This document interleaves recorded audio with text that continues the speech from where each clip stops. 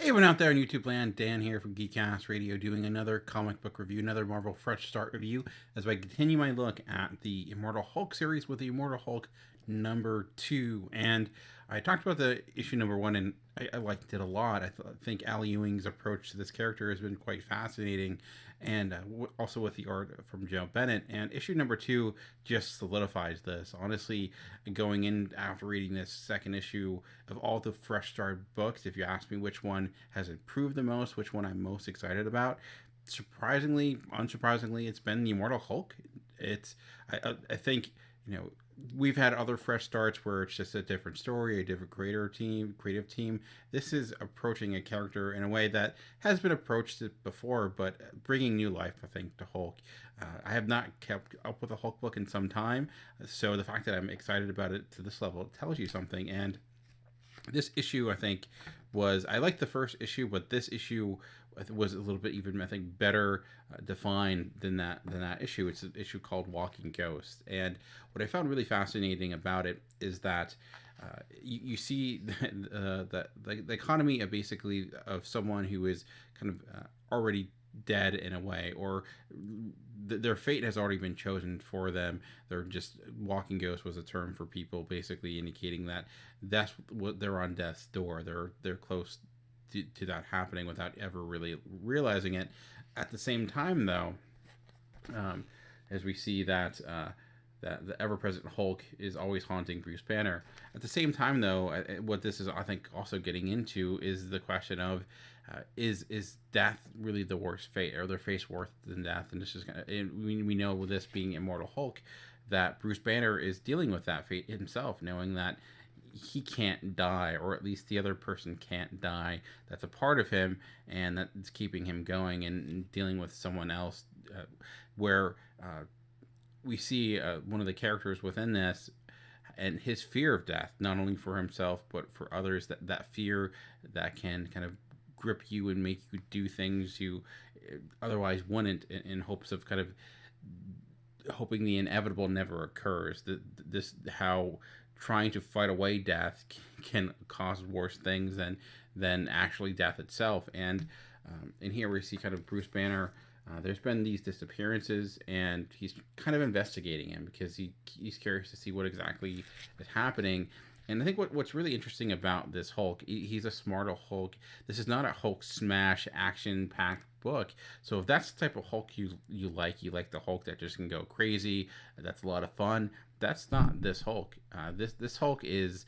There's very little action at all. Some of the we see this all we see the aftermath of the pain he inflicts, but the actual action itself is left to our imagination, which I think is a good approach. It happened with the first issue. It's happening here.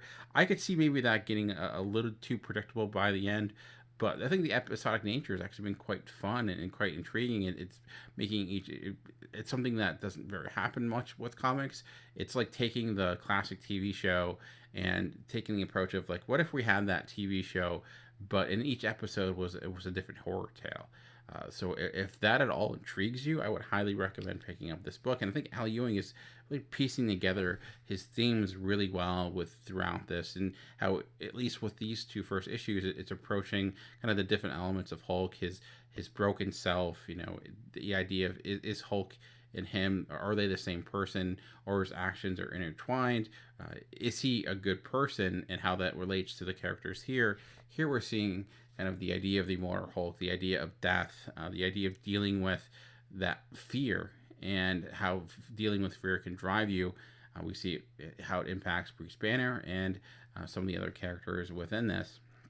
And I didn't know who this character was going into it. I thought it might have been Radioactive Man. We find out who it is and the effects of it by the end. And it's a horror in the sense of, is this a scary book? Not necessarily. It's much more psychological, but it's horrifying for the characters that are in it, and disturbing more so than it is scary. But Joe Bennett too, who has done good work before this. I don't know if it's just new inspiration, him getting a better colorist, or what it is, but I just find his work in this is, I feel like if he was doing this level of work his entire career, he probably would be more of a known name than he is right now.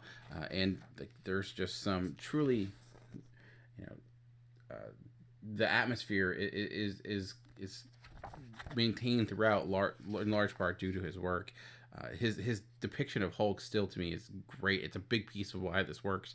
He does have that monster-esque quality. He does remind me of like almost like a Frankenstein-esque in the way his face is shapen, and there's just a sadistic nature. Like that face of the Hulk, that's not your friendly Hulk. That's not your Buddy Hulk. He's not seeing the sunset, and if he's not one that's going to be in Hulk Ragnarok, walking around naked or anything like that. He's here to inflict pain. So it's almost as if like he has this vindictive nature of someone like the Punisher taking out evil people for doing bad things and doing it in a way. It's strange. It's unexpected to see an approach like that with a character like the Hulk, who is quote unquote a hero. In this, he kind of is a hero. He's much more anti-hero than hero. His actions maybe have merit or understanding to them, but they're definitely morally not morally up to par. Like I don't think Captain America would be very happy knowing that his one's partner in crime or his partner within the Avengers was doing the things that he's doing. But hey, Hulk's got to be Hulk who he has to be, I guess. I don't know. But ultimately, I would just say I would highly recommend going out and picking up Immortal Hulk 1 and 2. It's only 2 issues in. You can actually pick up this issue by itself, even if you've not read the first issue, and you're fine. Just know that, this is a Hulk that does not die. As we've seen, his coming back to life actually occurred in the Avengers No Surrender. Don't really need that. All you need to know is this is a different Hulk. Death has changed him into something else, and because of that, this is what's happening. So I've been loving this. So I mean, of all the Fresh Start books, if you're looking for one that is the most new reader friendly, I think this is definitely it for sure. And it's, I think, the best quality. I'm hoping this gets the attention it deserves. Al Ewing's been doing a lot of great work for Marvel. Most of those books have been canceled really early in the run. So I'm hoping Marvel lets him do this story. Even if doesn't sell well, this could easily be a great 12-issue run.